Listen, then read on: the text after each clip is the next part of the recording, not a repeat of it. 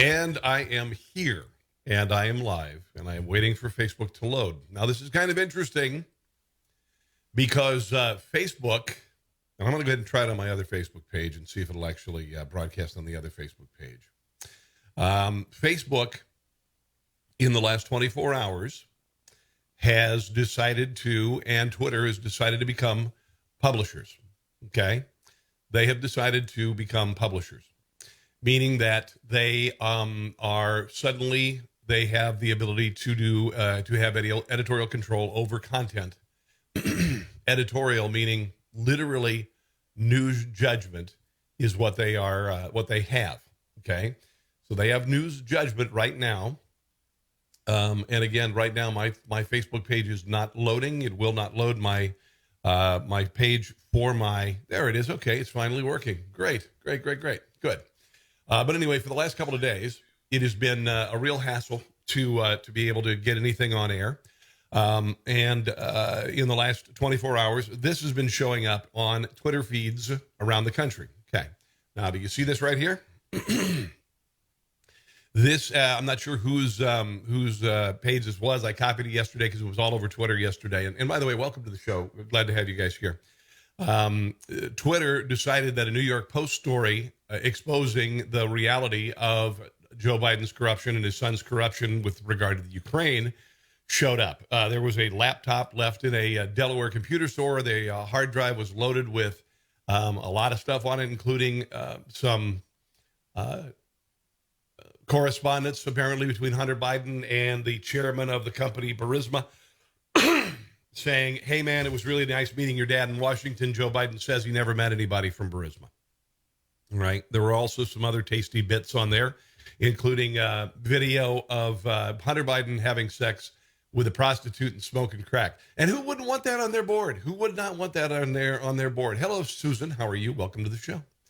I hope you will share with others this morning. I'm going to go ahead and share on my other Facebook pages as I get started here. Now, the reason why this is a big deal, back in the, and I didn't get a chance to research this fully, but I know some of the stories about it. But back in the early 1900s, William Randolph Hearst was a publisher. And he, at the time, the only game in town was newspaper. The only game in the world was newspaper, and that's where everybody got their news, and consequently, these giant news entities could pick winners and losers with regard to politics, and they did. They fortunately, did not last forever. They became incredibly rich because when you're only game in town, you become incredibly rich. That's why Facebook and Twitter have been able to, and YouTube, have been able to take 80-90% of the ad revenue online from everyone else. And they've been able to say that they're not a publisher until the last 24 hours. Until the last 24 hours when they chose to take a reputable news source, and because it had a negative story about a presidential candidate and his son, a presidential candidate who they back, they decided to put up notices like this and say that the article cannot be posted because it contains, they have to make sure it's true. Now, whenever there has been any sort of doubt about a story with regard to a bombshell with Donald Trump, none of that has been looked at. Every time there is a bombshell report about Donald Trump, every time, whether that be, Stormy Daniels, whether that be the ET tape, the Entertainment Tonight or whatever, it was on the tape when he talked about, locker room talk, which, by the way, was surreptitiously recorded, should have never been allowed to be legal. And Donald Trump should have sued Billy Bush and his enterprise because he had no right to run it. When you have a talent on mic, you make sure that they know that their mic is on. When they retire to someone's quarters, it would be like going to the bathroom and leaving the microphone on. It was illegal. It was surreptitious, and it was nonsense. And it showed guys talking like guys. It was gross. I didn't like it particularly, but it was surreptitiously reported, and it was published. No matter no everywhere. It was published everywhere. Nobody on Facebook, nobody on Twitter, nobody on YouTube said anything about, hey man, you know what? Maybe this was illegally recorded. Maybe we shouldn't have done it. That didn't happen. That didn't happen. Now, I personally, and last week, Mark Levin was talking about and complaining about the fact that his reach had been limited on Facebook. Facebook suddenly decides we are going to restrict your ability to reach people because you post false information. All right. Now, the thing about this, it's not false information. Mark Levin and we post credible information from credible sources. And we have a political bent. There's no doubt about that. No doubt about that. But they are not false. They are not misleading. We don't lie to people. If you lie to people, unless you're on MSNBC, you'll generally lose credibility and you'll go the way of the dodo. So, MSNBC, you can talk about Donald Trump and a Russian collusion story for 2 whole years. You can work for the New York Times and win a Pulitzer Prize covering a story that's false, and you'll be perfectly fine. Hi, Marty. How are you this morning? Good to see you. If you would spread the word with others, that would be awesome. Love to have others watch the show this morning. It would be awesome. So that's why there are these little upstarts happening around the country, including MAGA Book, MAGA Book. I'm on MAGA Book and got a lot of followers there. They don't have the numbers yet. Also, Parler, Parler. Parler is a nice enterprise. Both of them are an attempt to take on Facebook and YouTube, and also Rumble.com, which I'm on today. Rumble.com is a friend of mine, Dan Bongino, is involved in that, and it's a take on YouTube. It's a different take on YouTube. This is a very hard thing to do right now because there is an incredible monopoly. There is an incredible monopoly, one like we haven't seen since they broke up the Bell companies back in the 1970s. I don't remember much about it, but the Bell companies owned every ounce of telecommunications. They run everything. You ordered your phone from them. You got your service from them. Hello, Felix. You got everything from the Bell companies. If you had a phone repair that needed to be done, you would call the phone company. The phone company would come to your house. I remember when they busted up the Bell's companies, they called them Baby Bells. And my mom freaked out because she was convinced that the Bell companies were perfect. They were doing a very good job, and they were doing all this, and they were, taking care of everything, and we're perfectly fine with the Bell companies. Well, then what happened? Then the telecommunications revolution happened. And I doubt that we'd have iPhones and the internet and all this stuff if the Bell companies were still in charge. So there you go. Facebook and Twitter have exposed themselves as publishers. Facebook and Twitter have exposed themselves as frauds. Facebook and Twitter have exposed themselves as people attempting to steer people with regard to their vote. Okay, they have proven that they have a political agenda to the tune of, but they have shown that they want a candidate to win, and they want that candidate to be Joe Biden, and that's. It wouldn't be so bad if they actually admitted it, but they don't. They say they're a neutral or whatever. One more thing about this, and I'll move on. The Facebook and Twitter and YouTube, they'll say there's a thing called community standard. Community standard is a word or a phrase that's used with regard to broadcasting generally over the air, and the FCC is guided by community standard. And it's whatever the audience deems appropriate. Whatever it deems inappropriate is not aired, et cetera, et cetera, et cetera. That is the audience. And the reason why they have to be answerable to the audience is that the audience, they rent the airwaves, and the airwaves are owned by the public. Okay. The over-the-air signals are owned by the public. They are waves, whether it be FM band, AM band, UHF, VHF, and they have to be, because they are given a license to operate on a certain wavelength, and then they have to answer to the public. Okay, so there you go. With regard to the internet, with regard to cable, with regard to satellite television, Satellite might be a little bit different because it shows up. Well, anyway, yeah, if you pay for something, then you get what you get. All right. So I could say any word I want right now. I could say F, A, whatever. I don't choose not to curse a lot. Not saying I'm against it or anything, but because it's the internet, because people pay for it, subscribe to it, own it, whatever. Then you can say anything. There is no community standard. However, Facebook and Twitter have set up their own community standard. YouTube has set up their own community standard, and they have boards who decide what is appropriate and what is inappropriate. And it has nothing to do with obscenity. It has nothing to do with it. They have chosen to make it political. They have chosen to filter out content. There are obvious content that shouldn't be on there. Porn is one of the things they don't allow, and they could if they wanted to, but they decided not to. All right. Certainly no using children, child porn, certainly not allowed. Abusive video violence, to some degree violence. But they also have chosen to, under the community standard guise that they've been using, to say that if you are conservative, you are against community standards. And if you are a liberal, you are perfectly fine. So what I am hoping will happen is that Facebook and Twitter and YouTube will either be forced to admit their publishers so they can be sued, or collapse like the Berlin Wall in, was it 88, 89?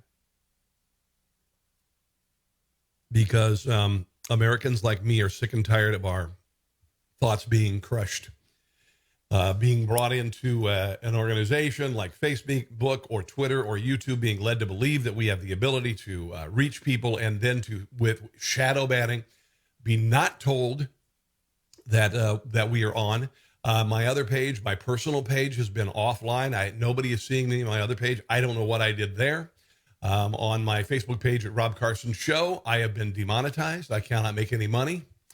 I am reaching about 70,000 people a week, which is not too bad, but I should be reaching hundreds of thousands of people per week. But Facebook is clamped down on everything that I do. They constantly, this is not an algorithm. This is not an algorithm. These are individuals who are doing this censorship. These are individuals who are, and they may look for the word conservative, then bring in the spotlight on the conservative, and then go to their page and just say, this is false, this is false, this is false, this is false. Even if it's from a credible source like the New York Post. So there's my little rave today about that. Under President Obama, the elder Biden was the point person for the U.S. policy toward Ukraine, and he held a conference there with Prime Minister Arseniy Yatsenyuk on April 22nd, 2014. Hunter Biden's email to Archer is dated a little more than a week earlier. The announcement of my guy's upcoming travels should be characterized as part of our advice and thinking, and what he will say and do is out of our hands, Hunter wrote. In a lengthy memo, his then business partner, Devin Archer, who already sat on the Burisma board, repeatedly mentioned my guy while referring to the Vice President, Joe Biden. Dear Hunter, this is from the chair of Burisma. Thank you for inviting me to D.C. and giving me an opportunity to meet your father and spend some time together. It was an honor and pleasure. This, according to this email, sent Hunter Biden April 17, 2015, about a year after Hunter joined the Burisma board at a salary of about $50,000 to $80,000 per month. So some other stuff on there. You've got a 12-minute video that appears to show Hunter smoking crack while engaged in sex with an unidentified woman, sexually explicit images. Customer who brought in the water-damaged MacBook Pro for repair never paid for the service or retrieved the hard drive on which its contents were stored, according to the shop owner. Shop owner couldn't positively identify the customer as Hunter Biden, but said the laptop bore a sticker from the Beau Biden Foundation, named after Hunter's late brother, the Delaware Attorney General. Photos of the Delaware federal subpoena given to the Post that the computer and hard drive were seized by an FBI in December after the shop's owner had alerted the feds to get assistance. So there was a copy of the hard drive given to Mayor Rudy Giuliani's lawyer, Robert Costello, Costello approached the New York Post. The New York Post shared the story, and people tried to share the New York Post story, which is credible, yesterday, and Facebook and Twitter shut it down. Shut it down. So that's one of the big stories of the day, and hopefully it will become really big, and it will cause Facebook and Twitter to have to let everybody talk and not steer the election toward Joe Biden. And hopefully this will echo throughout Silicon Valley. And if Donald Trump is the president, that will happen if he's reelected. Okay. Let's talk a little bit about the Amy Coney Barrett hearings. Have you been watching them? And I'm catching what I can, guys. Obviously, we have lives, so we can't watch 12 hours a day. We can't watch 12 hours a day. What I've seen of her is she is rock solid, unyielding, unbending, flawless. I'd say flawless. I mean, absolutely incredible. She's doing an incredible job. She is well-spoken. She doesn't take any crap. I got to tell you, she puts the men who've gone through this process to shame. She really does. She's amazing. And the Democrats have made complete fools of themselves.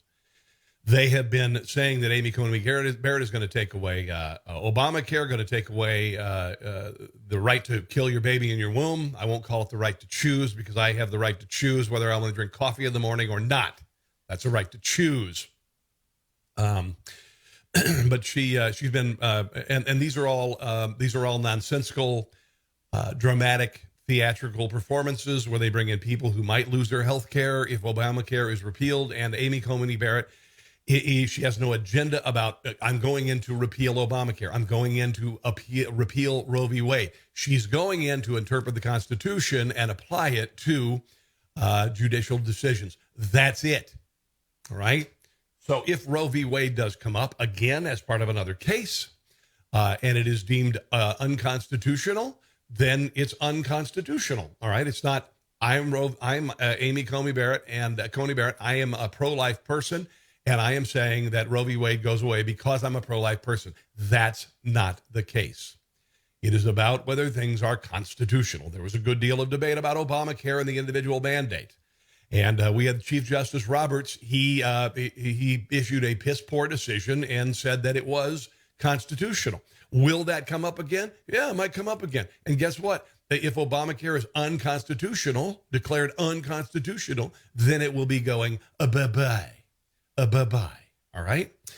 But, of course, the questioning was absurd. Hazy Morono, who is from Hawaii, she offered an extraordinary line of questioning that has never been asked of any woman. Elena Kagan, Sotomayor, when they were going through their hearings, they were never asked this. If you instead agree with your mentor, Justice Scalia, that no such right exists in the Constitution. So even though you didn't give a direct answer, I think your response did speak volumes, not once, but twice. Actually, that's not the bite I want. I want to get the Mazie Hirono, where she asked her about not sexual preference, but if she had actually ever sexually molested somebody. And I don't know what the point of this was. Yesterday I heard, Rush Limbaugh say that he thought that he was going to try, she were trying to find students who might bring up some sort of complaint about her in the past. It's not going to happen. She's a good and decent woman. She's a strong Catholic, not saying that all Catholics are faithful, but, she's an outstanding citizen, clearly a great wife and a great mother. To ensure the fitness of nominees for a lifetime appointment to the federal bench or to any of the other positions for any of the committees on which they appear. This is nonsense. I ask each nominee these two questions, and I will ask them of you. This is nonsense. Since you became a legal adult, have you ever made unwanted requests for sexual favors or committed any verbal or physical harassment or assault of a sexual nature? No, Senator Hirono. Would you ask Joe Biden that? Have you ever faced discipline or entered into a settlement related to She's looking like, what the hell are you asking me this for? this kind of conduct? No, Senator. Judge Barrett, do you think it is appropriate for justices to consider real-world impacts in their decision-making as Justice Ginsburg noted in a number of her dissents. Okay, great. That's awesome. I don't know what those questions were there for. It was clearly, I guess, some sort of move to embarrass her, but it ended up just making Mazie Hirono look stupid. Here's another stupid question. This is apparently the judge had used the word sexual preference at one point, and this apparently is offensive.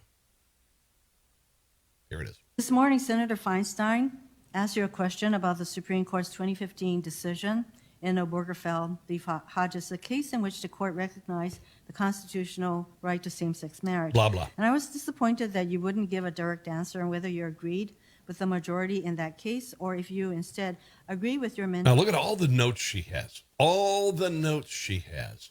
Yesterday, you'll recall, or the day before, Amy Coney Barrett was asked to show the notes that she was using. She had a blank sheet of paper. To Justice Scalia, that no such right exists in the Constitution. So even though you didn't give a direct answer, I think your response did speak volumes. Spoke volumes. Not once, but twice. You used the term sexual preference to describe those in the LGBTQ community. And let me make clear, sexual preference is an offensive and outdated term. It is used by anti-LGBTQ activists to suggest that sexual orientation is a choice.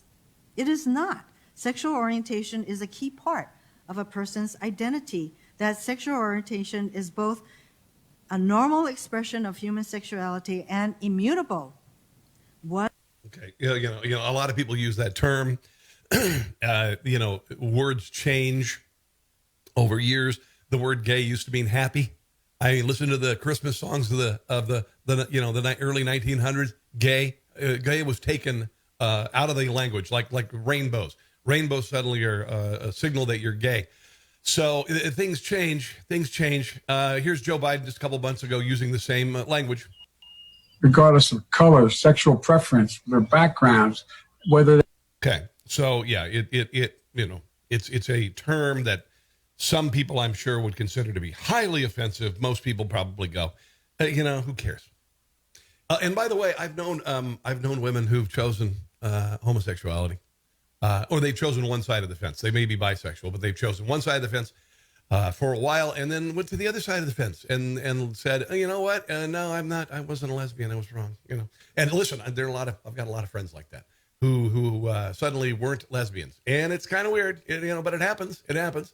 Gay guys, generally gay guys, they're gay guys. They're just gay guys, and they're always going to be gay guys. So, one morning they'll just wake up and I don't like men anymore. That doesn't happen.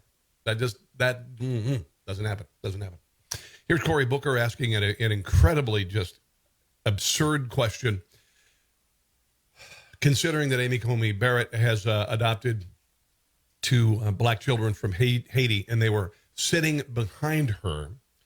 Here he is asking her if she supports white supremacy. You said that. I wish our president... and watch his pathetic bad acting. ...spoken towards issues of racism and how you deplore it. But I want to just ask you very simply, and I imagine you'll give me a very short, resolute answer. But you condemn white supremacy, correct? Yes. Thank you. I'm glad to see that you said that. I wish our president would say that so resolutely and unequivocally as well. But we are at a time that Americans are literally fearful because their president cannot do that in the rest. You are a liar.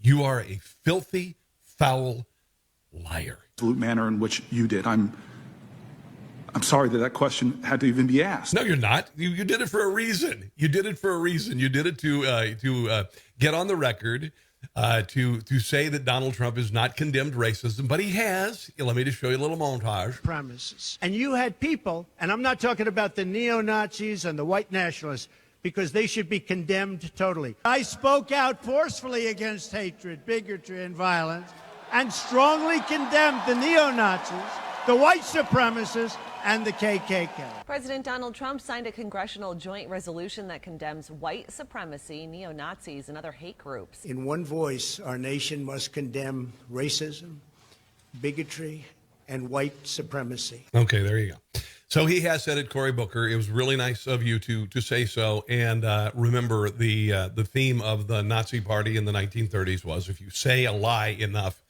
it will become believable. And some people believe that Donald Trump has never condemned neo-Nazis and white supremacy, but he has. Cory Booker, you are an ass. You are an ass. You are a liar, and you are an ass. You are a propagandist. You are not there for any reason but to go on the record and show people who tend to be uninformed and prove some kind of point that does not exist. Here is Amy Klobuchar looking like a complete ignoramus, talking to this very well-versed, conversant, awesome woman who is unflappable in these hearings and flawless. Watch her as she attempts to, I guess, attack her in an intellectual manner and ends up being shot down. The article that you're reading from was to define cases that are so well settled that no political actors. Restart and that no again, people, by the way. I had it queued up. Is Roe a super precedent? How would you define super precedent? I might have thought someday I'd be sitting in that chair. I'm So not. she asked you, how do you define a super precedent? And I'm up here, so I'm asking Okay, you. well, people use super precedent I didn't expect you to actually ask me what a super precedent is. I mean, I just thought I'd throw that out there. differently. Okay. The way that it's used in the scholarship and the way that I was using it in the article that you're reading from was to define cases that are so. There's no ums and uhs and none of that. There's no stammering. It's just a direct answer. Well settled that no political actors and no people seriously push for their overruling. And I'm answering a lot of questions about Roe, which I think indicates that Roe doesn't fall in that category. That is absolutely true. She is absolutely correct. If you look at the Dred Scott decision, the Dred Scott decision allowed slavery to continue. Dred Scott returned to slavery. Anybody would be what was called a super precedent. Nobody in their right mind with regard to the Constitution and individual liberties would ever doubt that case. And scholars across the spectrum say that doesn't mean that Roe should be overruled. But descriptively, it does mean that it's not a case that everyone has accepted and doesn't call for its overruling. Okay, so here's what. Okay, there you go. You just got shot down. You just got made a fool of. You just got schooled by somebody who knows what they're talking about.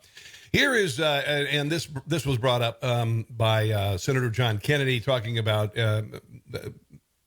ACB. We'll call her ACB. And by the way, she's taking some heat for being called ACB, even though she didn't ask to be called ACB because RBG was the Supreme Court justice she's going to replace. And of course, Ruth Bader Ginsburg passed away. And so this is somehow an insult that they're calling her ACB, but there's also AOC. All right. There is also AOC. So nonsense. Here is ACB talking about the attacks on her children of color by an a-hole academic. Your husband have 2 children of color, that you're a white colonist. Look at her eyes. The implication is that you're a racist and that you use your 2 children as props. Look at her eyes. This is one of the reasons why she considered not becoming a Supreme Court justice, because everything would be on the floor or on the carpet, even though this has nothing to do with anything. All it is an invasion of privacy. Do you use your children as props? Senator Kennedy, it was the risk of people saying things like that, which would be so hurtful to my family, that when I told Senator Graham this morning that my husband and I had to really weigh the costs of this, it was saying deeply offensive and hurtful things that are not only hurtful to me, but are hurtful to my children, who are my children, who we love, and who we brought home and made part of our family. And accusations like that are cruel. Okay. And they are, and uncalled for. A lot of this BS associated with George Floyd's death. There are people who are going after white people for adopting black babies, saying that they are using them as props. This has been going around. And honestly, if you think that, you're a sick SOB. You are a filthy, foul, worthless human being. If you believe that, nonsense. This whole movement over the summer has been nonsense. The political movement, because it's 2020. and that sacred institution of adoption, bringing home children, saving children's lives regardless of the color of their skin, has been somehow under attack by liberal academics, is honestly about as bad as it ever gets. Here is Kamala Harris. She, even though the CDC said that it was perfectly fine for her to be in the room had been cleared so people could attend in person without getting sick from coronavirus. She decided to have her ask her questions from her office. I'm sitting here. I don't recall seeing those statements, but Let's try that again. Prior to your nomination, were you aware of President Trump's statements committing to nominate judges who will strike down the Affordable Care Act? And I'd appreciate a yes or no answer, please. Well, Senator Harris, I want to be very, very careful. I'm under oath. As I'm sitting here, I don't recall seeing those statements, but I don't recall seeing or hearing those statements, but I don't really know what context they were in. So I guess I can't really definitively give you a yes or no answer. What I would like to say is I don't recall hearing about or seeing such statements. Well, I imagine you were surrounded by a team of folks that helped prepare you for this nomination. Kind of like you, because you couldn't put together an intelligent thought on your own without a staff of 20. Hearing. I have Did had. they? Yes. But let me finish. If you Let me finish. I'm not going to allow you to answer. Let me finish. And now this is where she just is becoming a kind of a, don't mind. Oh, I'm so sorry. They inform you of the Look president's at that half Joker smile that she does. It's very dismissive. statements, and that this might be a question that was presented to you during the course of this hearing. When I had my calls with senators, it came up. Many of the Democratic senators wanted to know about the Affordable Care Act and to satisfy themselves that I had not made any pre-commitments to the president about it. And so you then became aware of the president's statement. Is that correct? Let's see, Senator Harris, in the context of these conversations, I honestly can't remember whether senators framed the... See, this is nakedly showing what the Democrats are all about. The Democrats are there to appoint judges to rule in their direction, to rule for legislation they approve of. Okay? She's making it very clear.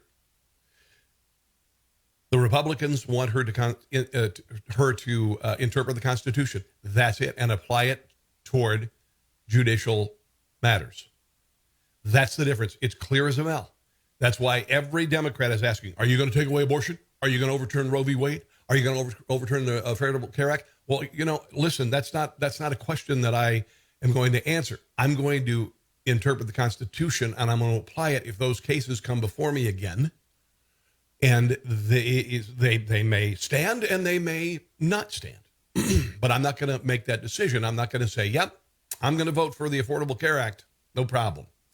That's what Democrats would ask a Democrat judge, a liberal judge. That's what they would ask them. That's how Republicans ask.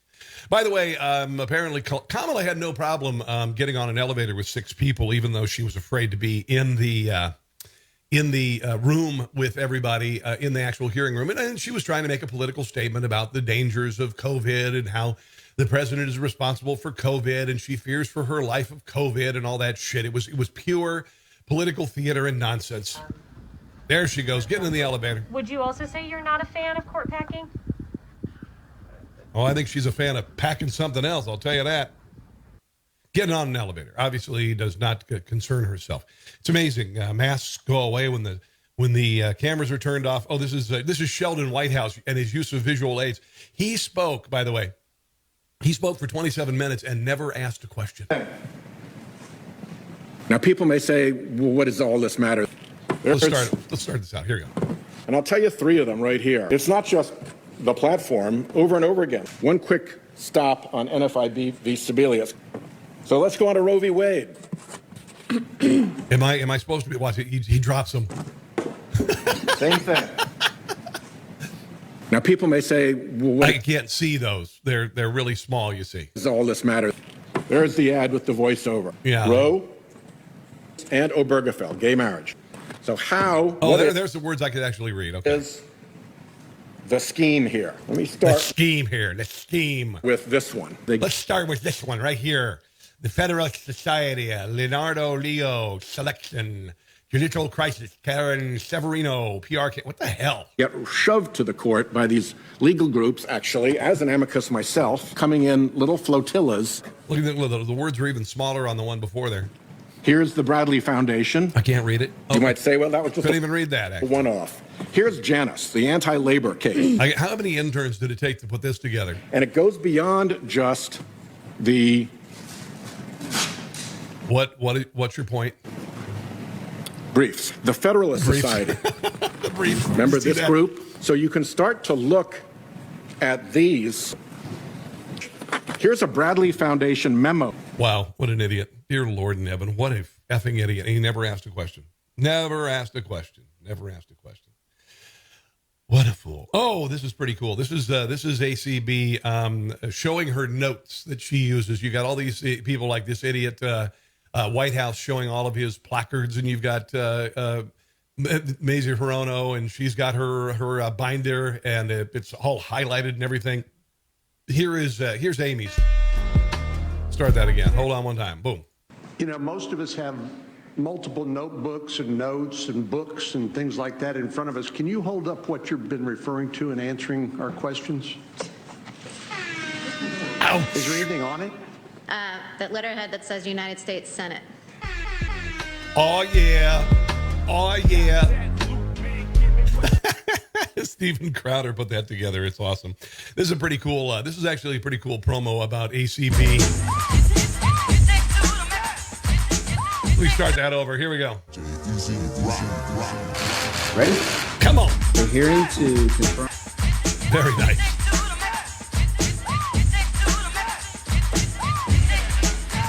Very, very nice. Awesome. Hello there, Brandon. How are you? Hello, John. John says another good morning. Great show, Rob. Appreciate it, buddy. Share with others on social media if you would. That'd be awesome. Oh, you know what I want to share with you real quick here? This right here. So Hassel Cattle Company is a Wagyu beef cattle company in Texas. What they've done is they take Angus and Kobe cattle, brought them together to create the most amazing steaks ever. Steaks and burgers and bacon and all sorts of stuff. It's absolutely amazing stuff. Ribs and other things. We're going to stuff your freezer. At the end of the month on the 31st, I am going to choose one person who has subscribed to my YouTube channel at Rob Carson Show, one person who has signed up for my MAGA book channel, one person who has signed up on rumble.com. Now, everybody, you got to sign up on any of those. I'm going to be choosing one winner from all of these outlets. So if you subscribe to my YouTube channel, my Rumble channel, join me on MAGA Book, join me here on Facebook. I'm going to choose one person who's a big fan, and I'm going to stuff your freezer with Wagyu beef. Hundreds of dollars worth of fabulous Hassel Cattle Company, Texas Wagyu beef, hot dogs, sausage, steaks. It's ridiculously awesome. Hamburgers, like you wouldn't believe. That's all Hassel Cattle Company meat right there. That middle picture, I took a picture of that. That was in Texas. Those are all ribs. God bless them. So, YouTube, Rob Carson Show. Go to rumble.com. Look up Rob Carson Show. Of course, here on Facebook at Rob Carson Show, and also Parler. All right, so anything that you can find me on, just to become a big fan and sign up, and I'll be perusing names, particularly people who are very active promoting. It would be really nice, and you could win a giant package of meat. And all I ask is that when I send it to you, you send me a video of you opening it and enjoying it. That's all I ask. That's all I ask. Of course, Nancy Pelosi, she got all bent out of shape with Wolf Blitzer, by the way. Wolf Blitzer. Wolf Blitzer actually decided to, and very gingerly, he was very apologetic in all of his questions, but he decided to go after Nancy Pelosi with regard to the latest round of stimulus, and the president has proposed another $1.8 million in stimulus. We haven't seen stimulus in about 5-6 months. Businesses continue to go out of business. People still continue to be out of work. People still continue to suffer because of COVID. Nancy Pelosi is sitting her fat ass now I should say bony ass on the bill and not allowing it to pass because she wants to pork it up. The president is doubled the size of the stimulus package. It's here to help businesses and individuals, and she's sitting on it. And Wolf Blitzer decided to go after her because Nancy Pelosi does not want checks to go out before Election Day. And if it means prolonged suffering for the American people, then so be it. Because, thank you very much, Wolf, and I hope you'll ask the same question of the Republicans. What was the question? Red, many Americans are waiting in food lines for the first time in their lives.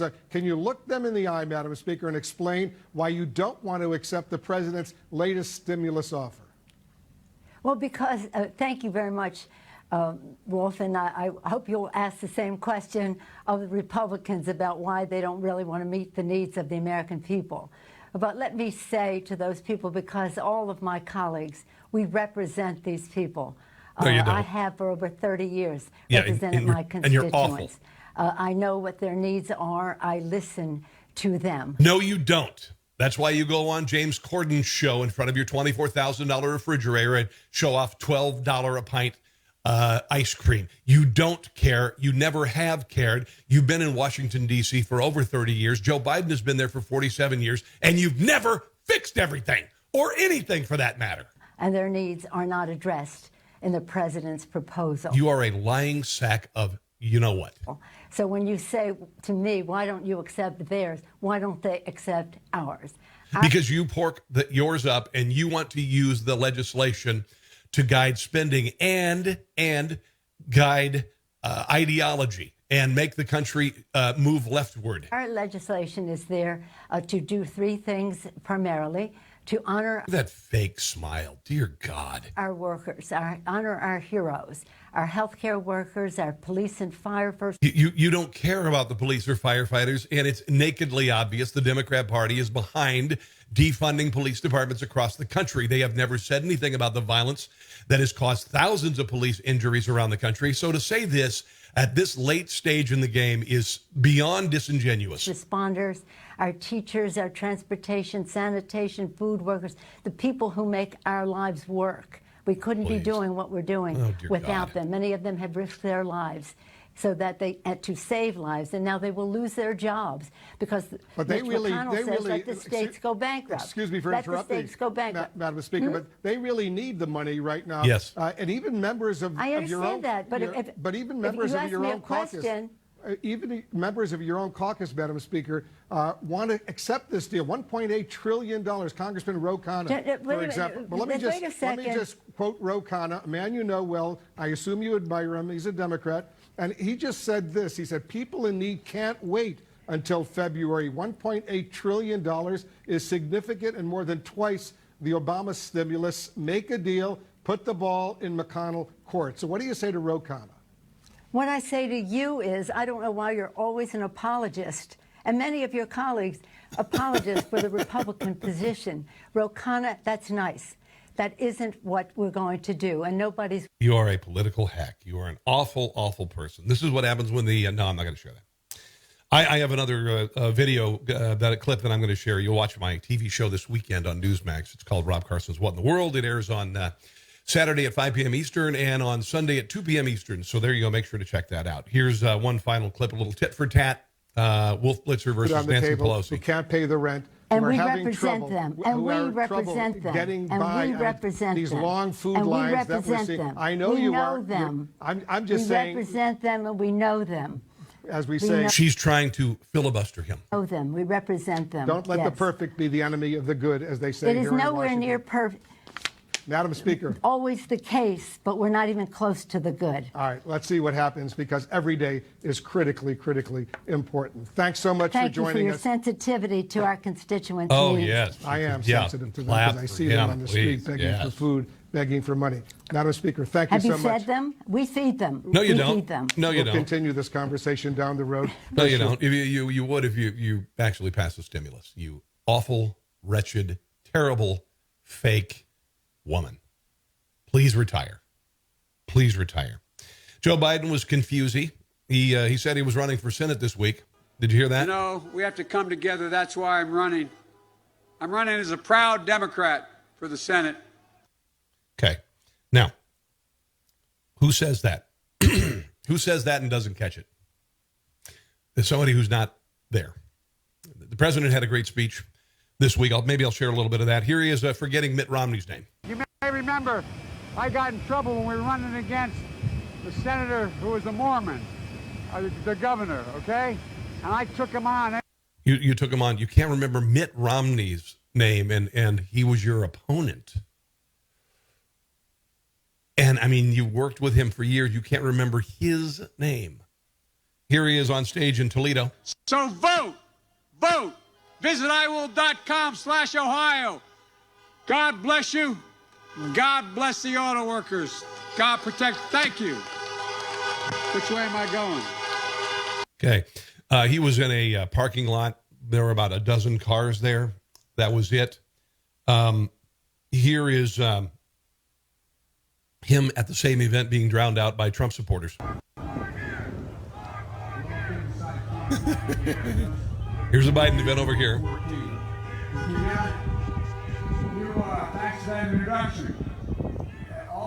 Yeah. Mm-hmm.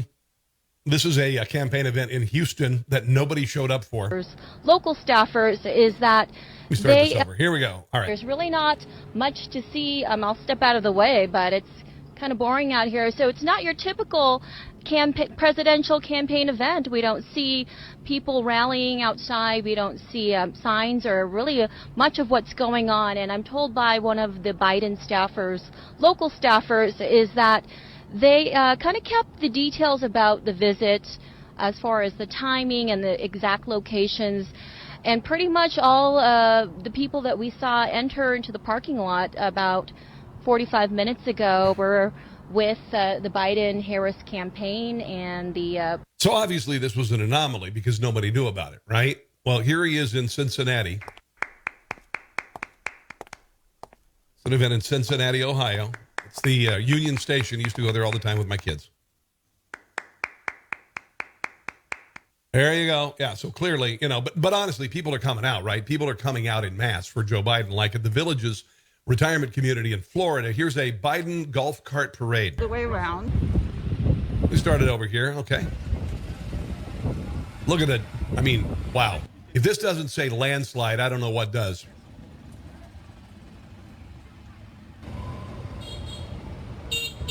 I think we all came out of the closet for this election, as we call it. There's hundreds of golf carts all the way around. Yeah, about 100 of them, actually. We are here to represent Biden campaign and Kamala Harris, and we're taking our votes over, and after we all voted in our ballots, and we're dropping them off at the supervisor of election office today. There you go. There's your gigantic parade for Joe Biden. This is 30,000 cars in Miami. A Latinos for Trump event. 30,000 cars, not 100 golf carts.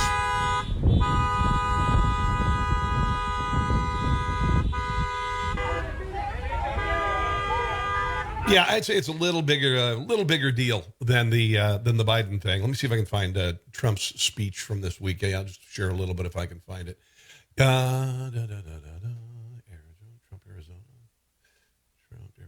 I had it here a second ago. Trump inspirational. Don't want to run that.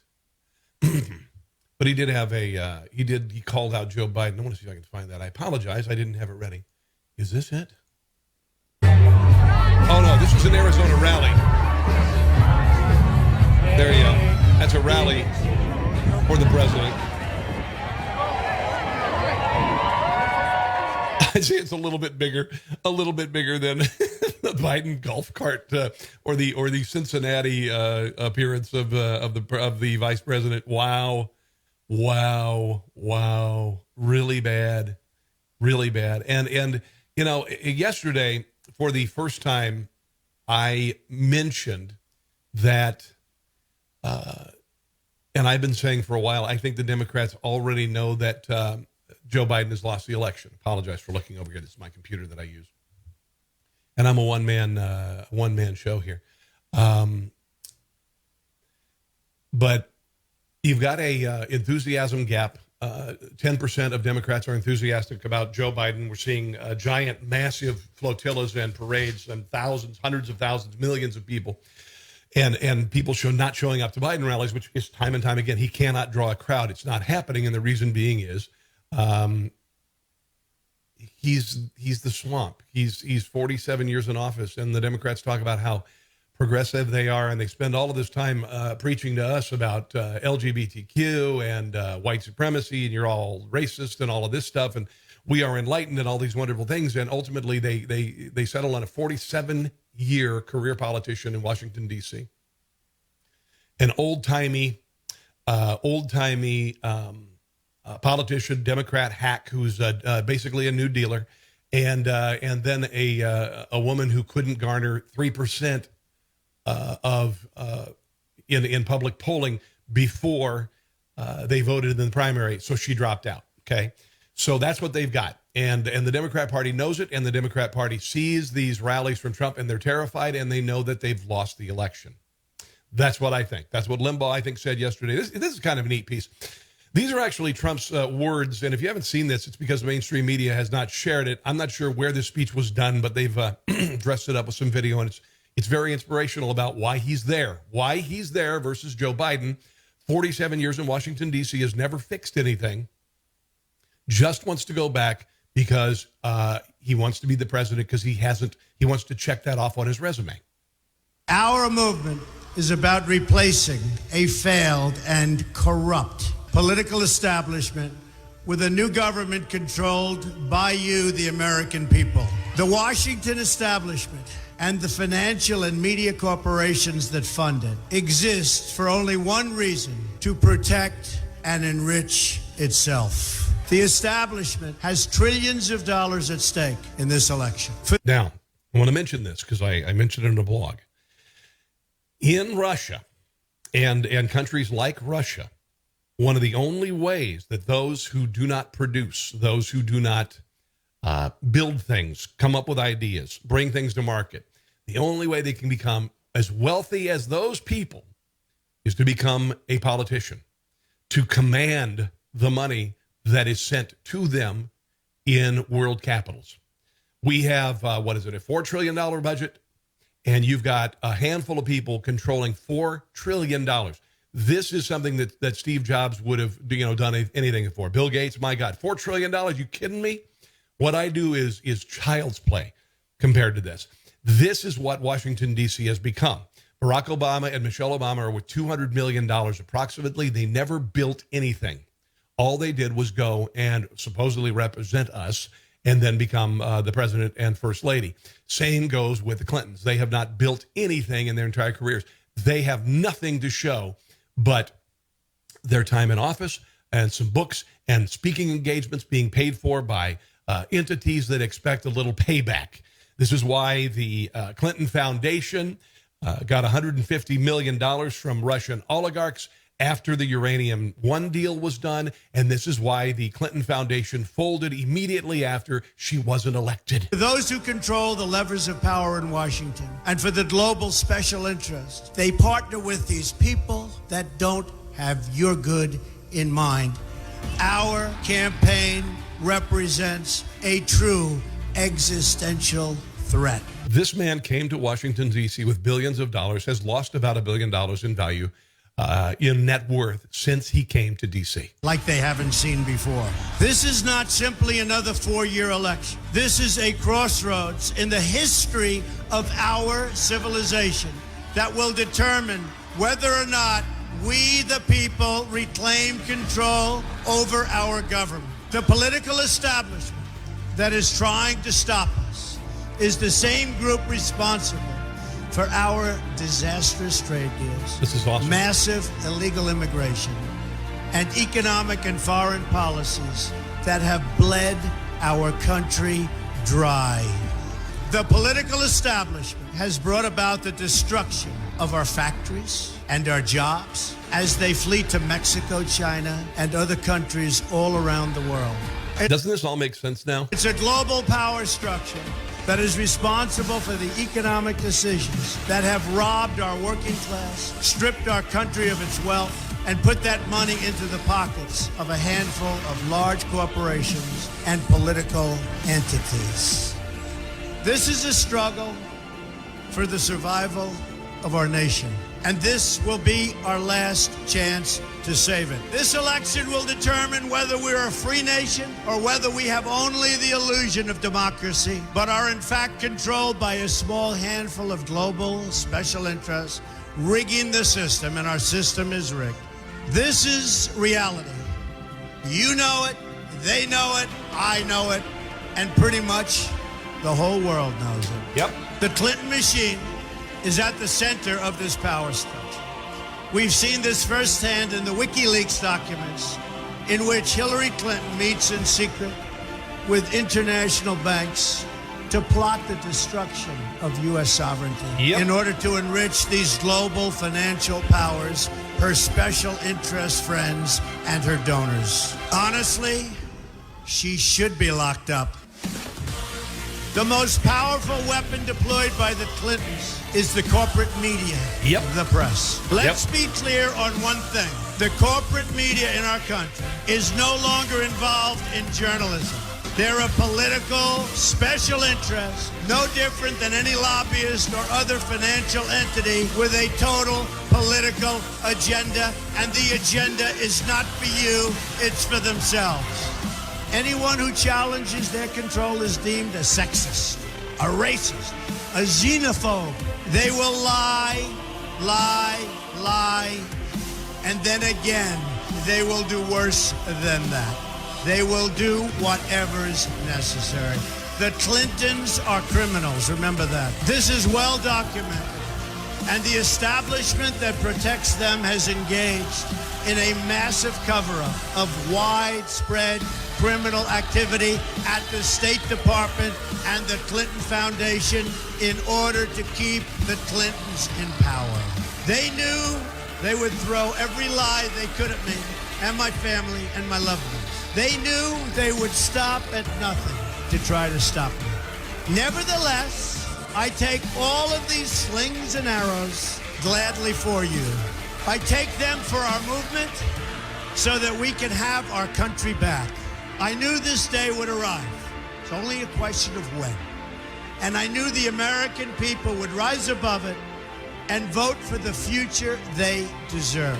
The only thing that can stop this corrupt machine is you. The only force strong enough to save our country is us. The only people brave enough to vote out this corrupt establishment is you, the American people. Our great civilization has come upon a moment of reckoning. I didn't need to do this, folks, believe me. I built a great company, and I had a wonderful life. I could have enjoyed the fruits and benefits of years of successful business deals and businesses for myself and my family. Instead of going through this absolute horror show of lies, deceptions, malicious attacks. Who would have thought? I'm doing it because this country has given me so much, and I feel so strongly that it's my turn to give back to the country that I love. I'm doing this for the people and for the movement, and we will take back this country for you, and we will make America great again. I love that. And I wouldn't have normally played something that long on the show, but I just thought it was, amazing. I thought it was really amazing.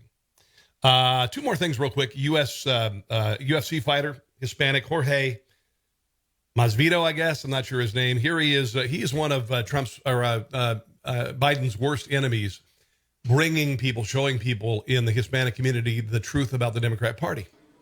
They got to show us what they can do for us, what they can do for our communities. We're not going to buy the same wolf tickets and false promises that destroyed great countries like Venezuela and Cuba. It's not going to happen. You know what else is not going to work for them? Playing Despacito on your cell phone to pander to us. Remember that? When Joe Biden came to the podium and just played Despacito on his phone because he just figured out he could play music on his phone? Hell no. You got to give us some credit for having heads on our shoulders. Yes. I'm going to wrap this up some words of Barack Obama? He said elections have consequences. That is true. And those words have never been more true than they are today. Yep. We either re-elect President Trump and keep America great. Amen. Or we let Joe Biden destroy the greatest country the world has ever seen. Ouch. That is, wow. That's unbelievable. And by the way, did you also see last weekend the Blexit protest? Tens of thousands of people of color leaving the Democrat Party in Washington, D.C. No news coverage whatsoever. Not one bit. Not one bit. All right. That's going to do it for today, I think. I've got a couple other things, but I'm going to save it for my weekend show when you watch it on Newsmax TV, okay? So you check it out on Newsmax right there. Newsmax TV, their ratings are incredible. It's growing by leaps and bounds. Also, just want to remind you, follow me on Facebook. Go to my YouTube channel and subscribe, Rob Carson Show. Go to my Rumble channel, rumble.com, Rob Carson Show. Follow me on there and subscribe to my videos on both of those channels. And I'm going to choose one big fan from any of the sites you can catch my show or me, okay? And you're going to get a freezer full of beef from the most extraordinary Hassel Cattle Company in Texas, all right? Thanks for watching me, guys. I really, really appreciate it. I had to take a few days off. I went and see my mom. She's 91 years old, and she's doing okay. She could be doing better. But I wanted to take my family and see her, and we